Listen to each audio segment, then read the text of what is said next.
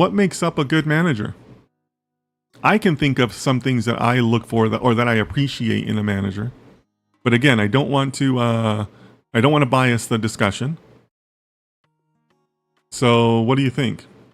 Does anybody want to kind of give their own definition? Or maybe Chadi, you want to kick us off. What is your definition of a good manager? Because you're right. You're absolutely right. There's many ways to define that. Patrick says there were a lot of interesting things in the report, and I think I am just mulling them over right now. Okay, cool. I might post this report in the Discord. I'm gonna have to create a separate channel for documents because I want to kind of keep those separate from the chat.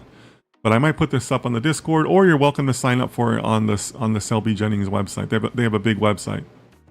Again, I wouldn't recommend them as recruiters because I typically don't have a positive view of recruiters.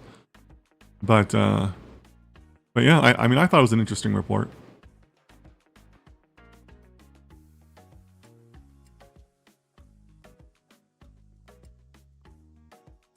Yeah, but let me know if you guys want to kind of give up your definition of a good manager.